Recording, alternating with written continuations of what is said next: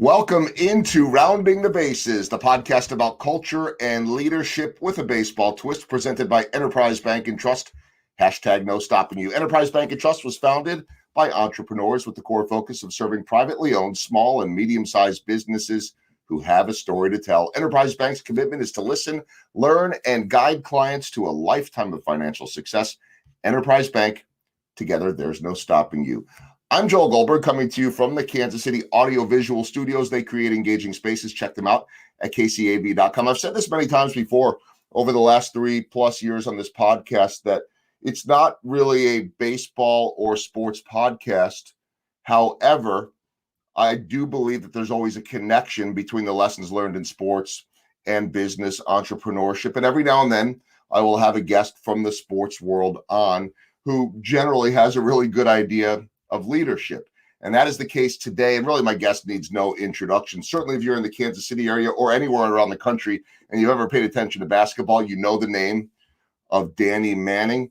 He is a public figure and a family man, a longtime basketball coach, 15-year NBA veteran, and he's been a massive name in basketball for decades now. He's known for his passion, honesty, character, positivity, and work ethic in helping young people succeed in basketball. And this is important not just on the court, but off the court in the game of life. Recently, the head coach at Wake Forest. He's doing a ton of work on television right now for ESPN. And so, yes, I do want to talk a little bit of basketball, of course, because we're closing in on March Madness, one of the best times of the year, but also about leadership and leadership during these tough times that we've never really experienced before. So I'm really happy right now to bring in Coach Danny Manning, legendary Kansas Jayhawk. How are you, Coach? I'm doing great. How are you, Joel? I'm doing well. And it was, I'll just say this, we were supposed to record the other day. Not that anybody really knew that other than you and I and a few others. I bring that up because I think people can relate to this. We had to cancel because you had rolling blackouts and you probably lost some ESPN work that morning. So how are you doing as things start to thaw out a little bit? We're doing okay. Yeah, we're doing okay. The rolling blackout didn't affect us too much other than taking our electricity and power for a little bit. We were able to withstand it and make it like everyone else. So very fortunate. Well, I'm glad for that. And, it's like the next thing on the line of just crazy occurrences and challenges in life that so many people have experienced over this last year. It's hard to imagine that we've been at this thing with the pandemic for a year.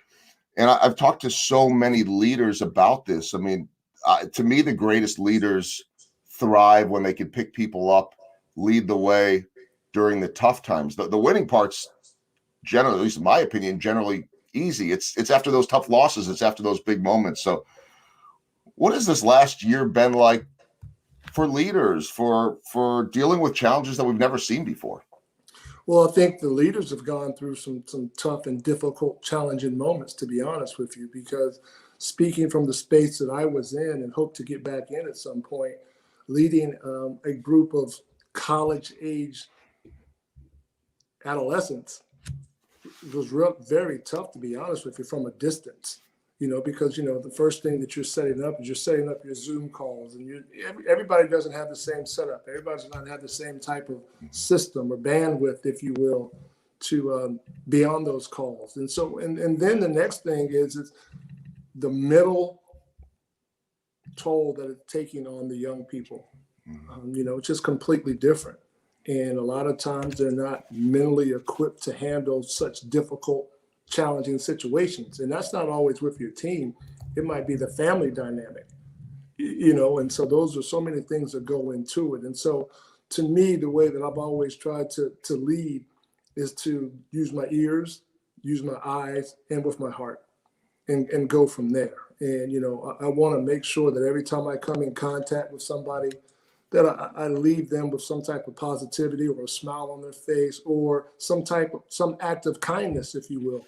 And I think those are the things that carry on. And especially when you're coaching, your team has to know you love them and you care for them. You also want to challenge them and push them to be the best that they can be. But you got to make some deposits in that bank before you start taking out those withdrawals. Yeah, you're speaking my language. I've said that to so many bankers before when I speak to companies, but you could really say it to anyone. You have to regularly. I mean, I'm guessing that there are kids that you coached back in your Tulsa days or whenever it was that you're still putting deposits in the bank, aren't you? I mean, you never. Part of it is just having a big heart, but part of it is that you got to stay with people. You never know when they might need you or the way you can help them and the way you just never know in life, right? You're absolutely right. And for me, I always wanted to share with all the players that I've come in contact with. I'm always here. I'm always available. You can always pick up the phone and reach out to me or hit me with an email, and I'll get back to you. And you know what? During this period of time that we're in right now, I've received a lot of different messages and notes from different players, and received one today from a young man that who kind of echoed some words that I shared with him when I was coaching him. And those are things that make you feel good Mm-hmm. because you know that, what you're doing has an effect. You know that you are helping someone. Someone is benefiting from the passion and insight and knowledge that was shared with you. And now you're just playing it forward. This is nothing new. This is nothing that I've created. All this is me playing it forward because of the people that helped put me in the situation that I'm in. It's a beautiful thing. I just had one of those moments a couple of weeks ago, and I keep meaning to share it maybe on my social media, but I'll briefly say it here. And I've said it even in a couple of speeches I've done recently that a young woman that I had mentored a little bit when she was trying to get into the business, and she was in and she got out eventually, and she's moved on. I hadn't heard from her a couple of years, and she reached out of nowhere a couple of weeks ago with an email just wanting to say thank you and what an influence I was. And that almost helps refuel the tank for those that are leaders when well, then look, we all need it. We all have our bad days. That includes people that are leading.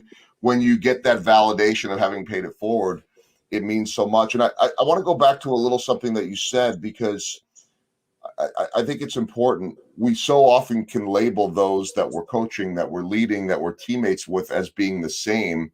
And that's not true. And you said something that was very interesting to me, that you don't know what's going on, let's say during a pandemic or whatever it is, with a family member back at home. Everybody's dealing with different things. And so how important that is that in terms of leadership, of recognizing that each one of those people, or young men in your case, that you're leading, have different needs. Well, I think that's very important. I think, and that's where the communication piece comes in, not only with that individual, but with the certain individuals that you had to touch to recruit this young person in our situation, in the space that we were in, and making sure that, if there's something going on our end, that we share that, but if there's something going on your end, that you share with us, because all those things have an effect on that individual. And so making sure that, excuse me, we're communicating those types of situations are very important. And, just a lot of times it's letting someone know that, you know what, I don't know what I can do for you in this situation other than listen, hear you out. I might be able to share something that helped me when I was in that situation, or it might be something to say, hey, don't do this, because when I was in this situation, this is what I did, and it didn't work for me. But just being the ears and letting them voice some concerns has been something that has helped me out tremendously when I'm trying to mentor and lead and help guide young people.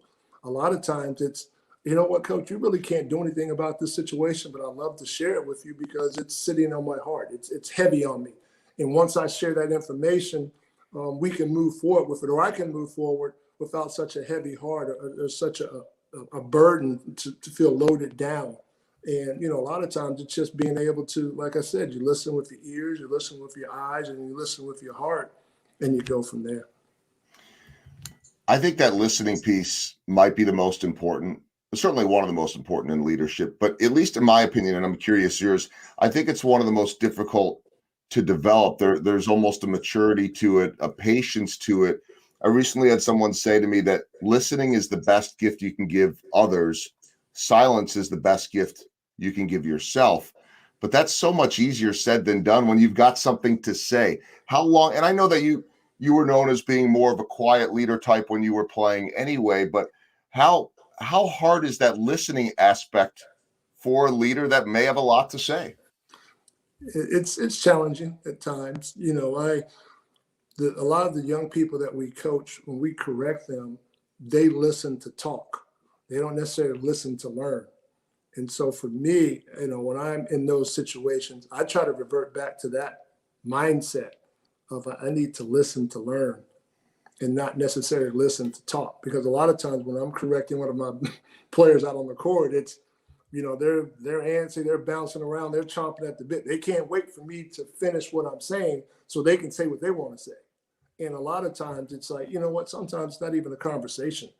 Sometimes it's just, hey, just listen, take it in, and let's go from there. And so that's kind of the mindset that I have to find myself adopting and reminding myself of quite a bit in those situations, because sometimes you do have something that you want to say.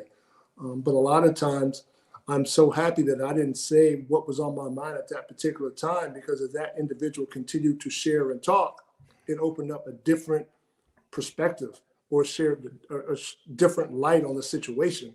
And it put me in a better space to be able to share and speak on it.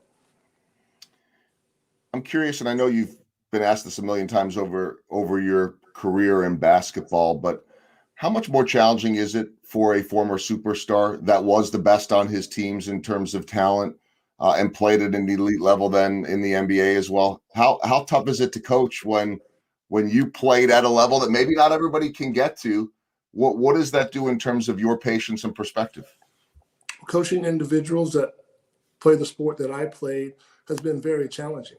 And it goes back to everyone is different, everyone is unique. And, I was introduced to the game of basketball at a very early age from my father, who played professional basketball, and he was a journeyman. He was a glue guy on all the teams that he played on. He had to do all the little things. He had to set picks. He had to dive on the floor for loose balls. He had to make sure that the guys that were scorers on the team were able to get the basketball where they were in a place to be efficient and help the team. And so I appreciated that at an early age.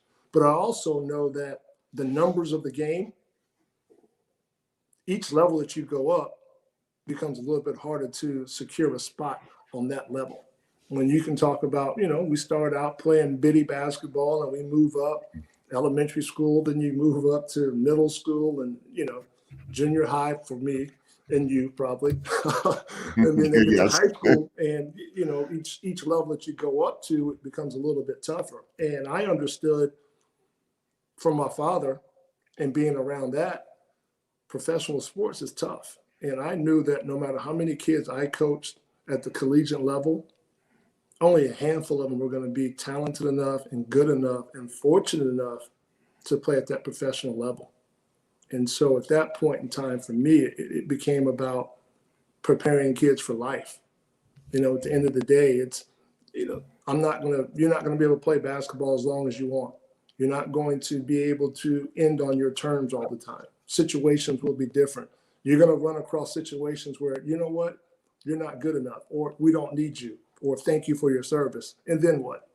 You have to be ready to adapt and be the best person that you can be in whatever title that is. And, for me, it was, the best husband, the best father, the best brother, the best son, the best friend, and try to move on and grow from there. And so that's the message that I try to share for our young people.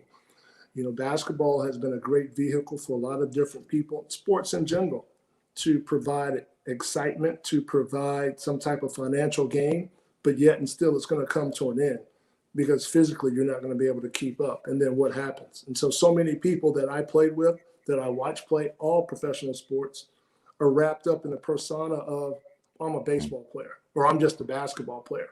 And then when that sport or that activity is taken away from them, they're lost for a little bit. And so for me, the message for me was, basketball is something that you do. It's not who you are. And that's something that I always tried to share with all the young people that I come in contact with. Yeah, and even though you've still been in basketball your whole life, I mean, everything that you're certainly known for and that you're talking about is really, it's more about people, investing in people and their futures and being that mentor. Just out of curiosity, and then I'll get back on that topic. If you had not gone the basketball route, what might you have done? Because I sense that you would have done something investing in people and leading people one way or another. If it wasn't on the court, what would it have been?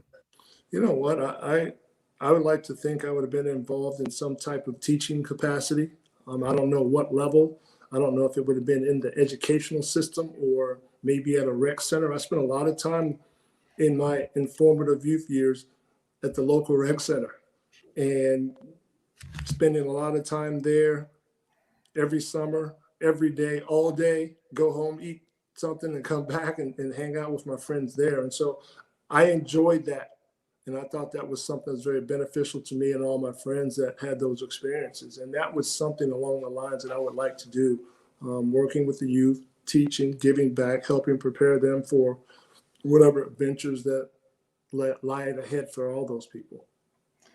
I always love when people ask me about mentors and now I've been in TV 26 years, so I love passing on what I've learned, not just to potential broadcasters, but to kids that are trying to get noticed and how to go about communicating and making those connections and all of that. But when people ask me my mentors, they're interesting figures along the way, occasionally a big name, but in your case, the coaches that you played for or were around, we're talking about some legendary names. So I'm curious, just over the years, what you took from some of these people. What did you take?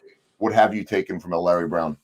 Well, for me, I have three mentors that are kind of at the top for me. One is my father, who passed away, but the lessons that I learned from him and he taught me are something that I use each and every day. Larry Brown is another person that has been a huge mentor for me. He prepared me for life when we were at university, at KU. I mean, the daily messages that he would deliver were messages when I was a player that, you kind of, there's Coach again. He's on one of his little rolls, one of his little rants. And then all of a sudden I'm coaching my team and I'm saying the exact same thing that he said to us. And I'm just like, wow, that was a valuable lesson. That was powerful. And then Bill Self, when I entered into the coaching space, he provided an opportunity for me and gave me a chance to watch him, to learn from him. So those three guys are really big influences on my philosophy and mindset. Then I've continued to move on through the coaching space. Dr. Joe Carr is someone who's become a very good friend and a huge mentor. And he mentors a lot of professionals across the board in a lot of different areas. And then, you know what, Joel, the crazy thing for me is my kids.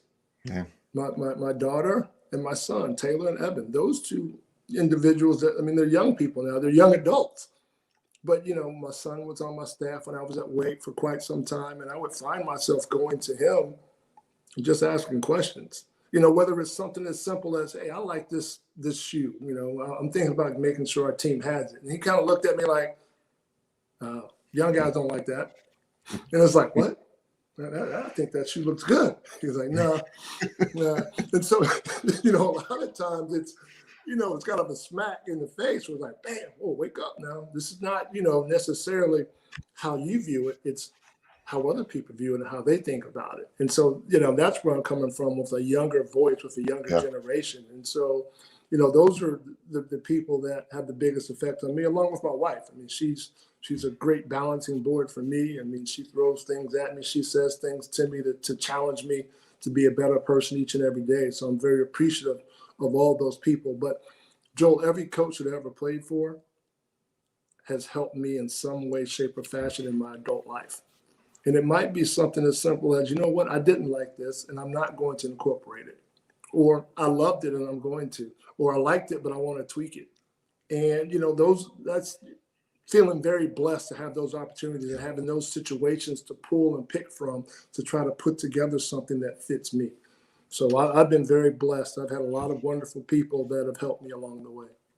Well, I believe that we all have that. It may not be as big of some of the names that you have been able to mention, but there again, you're talking about family members. This is true for all of us. If we pay attention to everyone around us, you have an opportunity to learn something every single day, whether that's in sports or just the people that you come into contact with. But I'm smiling a little bit too, because, and I've got two teenagers, and I think people just assume, oh, well, if your dad's on TV, your dad must be really cool. I don't get any slack from them. I get the eye rolls and all of that stuff. So I'm assuming that when you say to Evan, hey, would this be cool? I'm thinking if he's on your coaching staff and now with Gonzaga that he's not allowed to eye roll, but he's still your son. There's probably an eye roll, right? Oh yeah, there sure is. Especially when we get back to a meal or something. It's like, what were you thinking in that situation?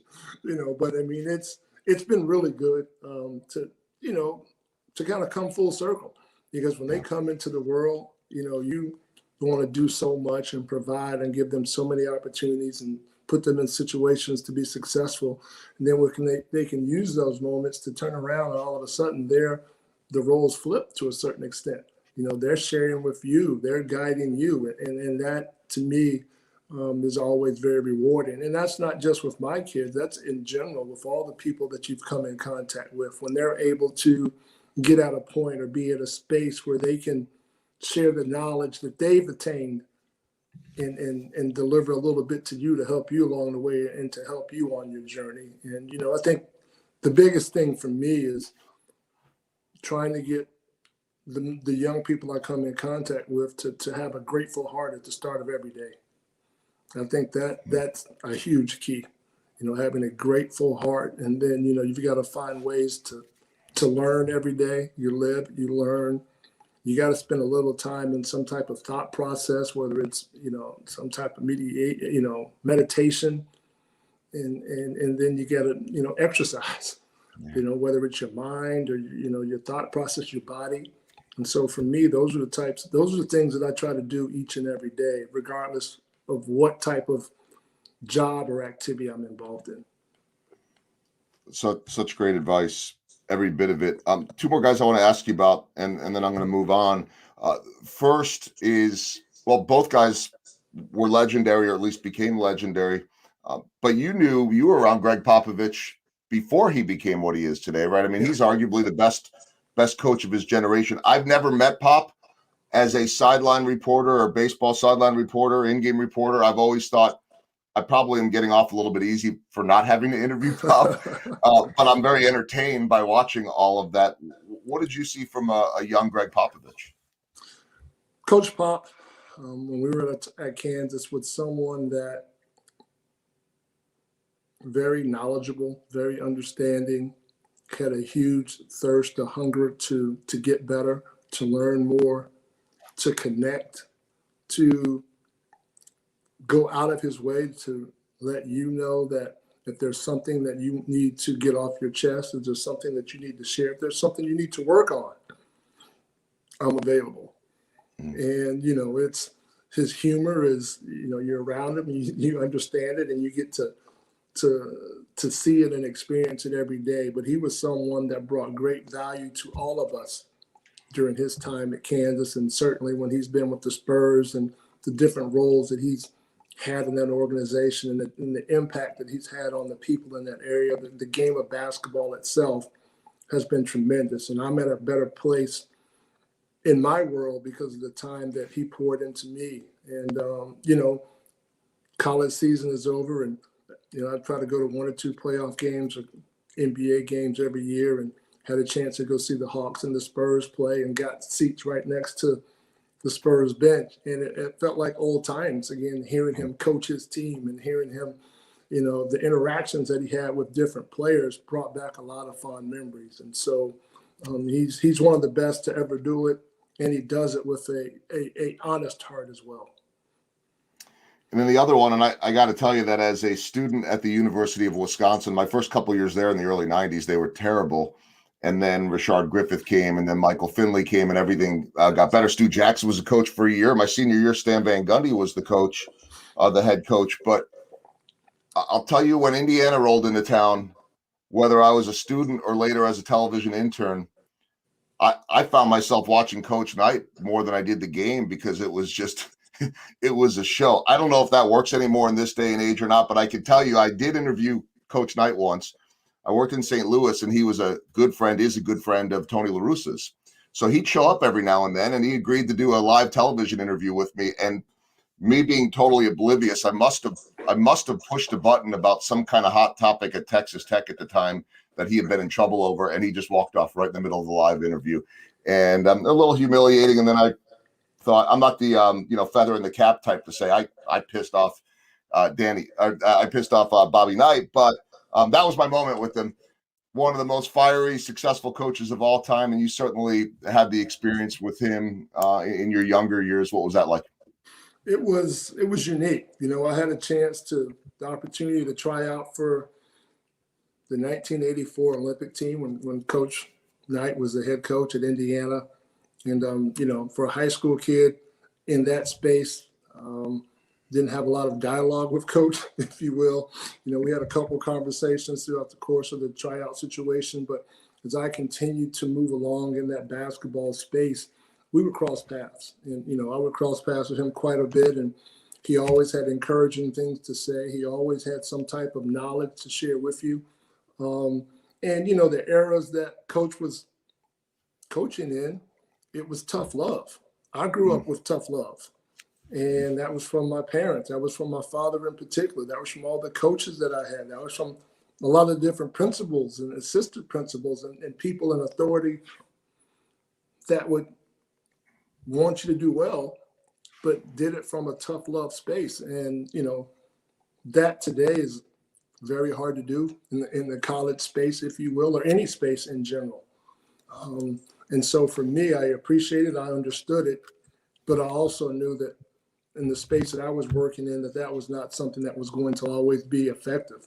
You might be able to have one of those tough love days, 1 or 2 days in a row, but after that, the mentality is completely different. The mindset is different, and you have to attack things in a different way. And so for me, I always appreciated Coach Knight's his love because I was comfortable and familiar with it, but I also understood that it could rub some people the wrong way. And, the one thing that I really appreciate about Coach Knight was he challenged you to be the best that you could be. And as a person now that gets to be a mentor or has the opportunity to be a leader, that's something that you always want to try to incorporate in some way, shape, or form. That must have been a heck of a tryout camp. I mean, the guys that made that team, college kids named Michael Jordan and Patrick Ewing and Steve Alford and Sam Perkins and Chris Mullen and, future dream teamers there. And if I remember correctly, Charles Barkley and some big names also got cut from that team. And you got a lot of Hall of Famers that either made it or didn't make that team. It sure was. For me as a high school kid in that space, I was, completely awed to a certain extent, especially in the physical nature with the physicality and the way a lot of these guys moved and took hits and bumps. And it was something for me that was a learning experience that I really enjoyed. But, it's also a situation where, you're in the gym and you hear a rim snap, boom, somebody dunks it, and you see Charles Barkley running back down the court. Or you hear somebody go, whoa, and you see the tail end of Michael Jordan landing on the ground after finishing a shot. Or, wow, Patrick Ewing goes up above the rim and blocks a shot. And so for me, that was a lot of fun to be a part of, and it was a great experience for me.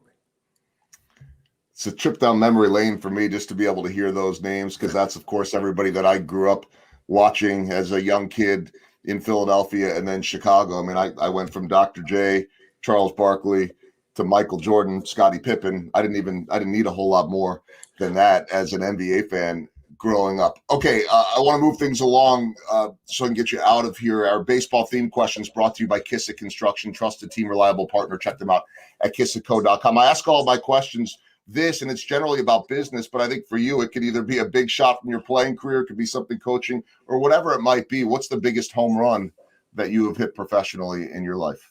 The biggest home run that I've hit professionally in my life has been battling back from 3 ACL injuries during my professional career. The first one happened my rookie year in the league. The next one happened my 6th or 7th year in the league. And then it happened again a couple years after that. And so for me, that is something that I'm most proud of, is being able to bounce back and withstand 3 ACL injuries. And the first time that I had it was considered career threatening. And I have great doctors, Dr. Stephen Lombardo from Curlin and Job, master therapist Clyde Brewster, Johnny Doyle, and Carl Horn were my main physical therapists. So to be able to battle back from those injuries was something I'm very proud of. I don't talk about it a lot, but in my mind, I'm the GOAT of the ACLs in the NBA. Unfortunately. Yeah. You're like in baseball, you're like the Tommy John. Everybody now has the Tommy John surgeries. And back when it started, it was like close to a career ender. And now ACL, I know they're not fun, but it's pretty much a everyday or close to it occurrence. How about a swing and a miss? I know the good ones like yourself, all of us, have plenty of swings and misses, and I think that they work when you learn from them. What's the biggest swing and miss you've taken, and what did you learn from it? The biggest swing and miss for me, well, I probably go back to college, 1986, when we lost in the Final Four to a very talented Duke team that, for me, I didn't play well, and I felt if I played better, we would have been in a better place. I had an opportunity to move on to the championship game. And so for me, that's probably been the biggest swing and miss that's been able to always have some type of motivational push for me to continue to work and get better. How long did you leverage that? I mean, did that stick with you for a while? It sure did. Joel, all the, losing in the state championship game my senior year at Lawrence High, that motivated me. Going back to playing professional games, and there's certain games that, if I make a free throw down the stretch, we win the game. Or if I get a defensive stop or a rebound, those are the things that really pushed and motivated me. Not so much the good part or the good endings, but it was the ones that didn't end the way that I wanted to, that I didn't want to be in that situation again. And unfortunately, it happened again. But for me, that's where I try to find my motivation to continue to go out and get better. All right, and then the last baseball theme question, and it's pertaining to my book. This is what the book was based on: small ball, big results. And I always get that little promo in because one, hey, it's my show. I can make up the promo. Two, the book just came out, and it's the question that I've asked the last couple of years that had the most fascinating answer. Because to me, small ball, the little things that add up to the big things, really tell a lot about a person and organization, their identity, their culture, their mission. What is small ball to you? Small ball to me is, I referred to it a little bit earlier in our conversation, is, starting the day with a grateful heart.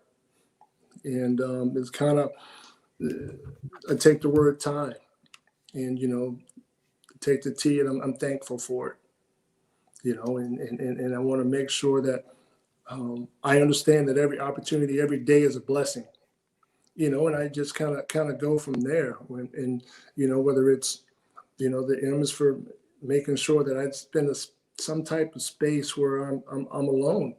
Maybe it's 15 minutes, and I'm just, whether it's visualizing something or in sound, but just somewhere where I can be alone with my thoughts and my own energy. A lot of times, exercise, making sure that I get some type of workout in or some type of stretch, which is good and healing for my whole self, and so those are just, the mindset that I try to have every day. It's just be thankful to learn something, to have some type of exercise, and to touch people in a positive way with great kindness. It's advice that every single one of us can benefit from. As we wrap things up, I ask my guests 4 final questions as we round the bases. You don't know what these are going to be, but they're fun. And the first one I want to ask you about, I was told that back in the day, you used to play a little summer softball, and I'm trying to envision this super tall, long stretch first baseman out there. Tell me about your game. I was always the worst guy on the team, but I enjoyed it. It was a way for me during my professional career to still have a competitive outlet in the off season. And, a lot of these guys I grew up with, I went to high school with, and maintained friendships with. And, we got to the point where the team, each level, that we started out kind of a rec ball team, and then each level we move up, we'd have to go out and get better players in the area. And so those days were a lot of fun. And Joel, to be honest with you, there's not a day that goes by that I'm not calling on one of my softball buddies for something, because the realm of people that played softball were executives to everyday guys, blue collar guys. And so for me, that space has been a wonderful space to continue to maintain and develop friendships. But yeah, softball was something I really loved doing in the off season. How'd you hit it? Occasionally. Occasionally. Every now and then I get a nice, good contact, but too many times it didn't end up well for me. Second question I have for you, it's another fun one. I know that when my assistant sets all of these up and she talks to yours, One of the questions that she'll ask is to share a random fun fact about you. And I believe what came in was that you enjoy the Weather Channel and alligators. Is that true? That is very true. My TV is majority of the time stuck on the Weather Channel, and I'm fascinated by alligators from a distance. Yeah, from a good distance. I would hope so. Could you do the weather? Could you get up in front of one of those green screens and do the weather? I'm not there yet. I need to watch a little bit more. All right. Third question as we round the bases. Let's go with the basketball one here. Who was the toughest opponent in your career? Wow, the toughest opponent in my career. There were so many different guys that I had a chance to match up with. So, for me, I'll end up saying Magic Johnson. The time I moved out to LA, 1988, 1989, the Lakers were in their heyday, the Showtime era. And so for me, in the off season, all the pros would get together, whether it was at UCLA or whether it was at some rec center in Westwood and play pickup. And so for me, getting a chance to play up against someone that I idolized, someone that made it cool for someone my height to be able to dribble the basketball and pass the basketball, because Magic and Larry Bird opened those doors for tall guys. And so for me to play up against those guys in the NBA was thrilling, but also in like a pickup setting, to play up against Magic was something that I really enjoyed doing. I can't imagine what the gym looked like with the names there. I suppose similar to the Olympic tryouts, but maybe you were less in awe at that point. But I mean, who are the type of names that were coming into those games? Well, in the off season in LA, that is a destination city for a lot of different guys for a lot of different reasons. So, you had the teams that were playing there with the Clippers and the Lakers, and then you would have guys that that lived in LA, that were from LA and maybe went off and playing professional basketball somewhere else. So you could walk into a gym and you could find an NBA All-Star team sitting on the side of the court waiting to play. And, whether it's the Paul Piercers who's from California but played in Boston, and you talk about all the different players, the Shaqs before he became a Laker, so everybody, Hakeem Olajuwon, to come through there. So, you get very good games and challenging games. And, you walk in the gym and, I was not as much in awe as I was in 1984, but you still look and you see the guys that were not necessarily on the court at the time, but off the court going, wow, this is the place to be if you want to get better in basketball right now. Last question, the walk-off. And, I told my son this at one point recently, and he'll be going to KU in the fall. He just finished up a hockey career. He won't play at the next level, but they won a league championship last year. And, I reminded him, I said, you'll forever be that champion. It stays with you forever, no matter what the level is. So people still, I'm sure, every day ask you about Danny and the Miracles in 1988. What has stuck with you from that season, that magical season, and that team throughout life? For me, the lifelong parallel or lessons from the 88 season is do your role the best you can at the end of the day. We all, during that season, there were times when we were struggling. We weren't winning a lot of games early on, and we had quite a few losses. And every time Coach Brown would come in the locker room, he would hold his hands like, this, and go, guys, we're this close. We're right there. We got to get better at this. We got to get better at that. And we continued to buy in. We continued to believe. And then there was a unanimous feeling throughout the group of, I'm going to do my job, or I'm going to fulfill my role to the best of my abilities, where I'm going to do it to the point where I don't let anyone down on this team. And from that point forward, we started to take off. In every game that we played, that was the mindset. And no one cared about who got the attention. No one cared about how many points someone scored or how many rebounds or blocks or steals or assists. It's, we want to win.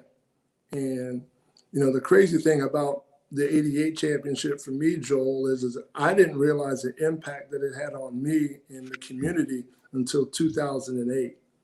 And the reason I say that was because after we won the championship in 1988, I moved on to a professional career.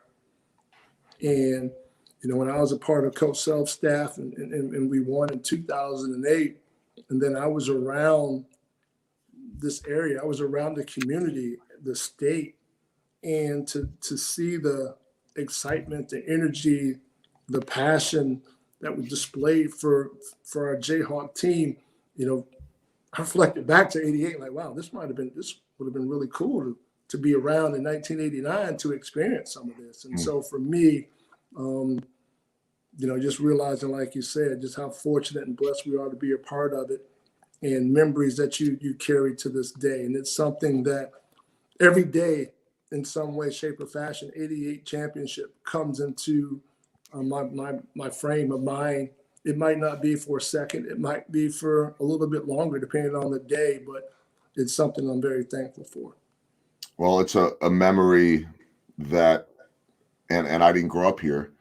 Certainly watched as an avid college basketball fan as a teenager. I'm a few years behind you, even though I look like I'm older because of the white hair. But I shaved mine off. Don't worry about it. It's all right. But you know what? We're all getting older, and it's not a bad thing too, because we learn all that wisdom. Real quick before I let you go, just a bonus question, and I'll ask you to put your ESPN analyst hat on, not your father of Evan, who now coaches at Gonzaga, hat on, although it's an acceptable answer too.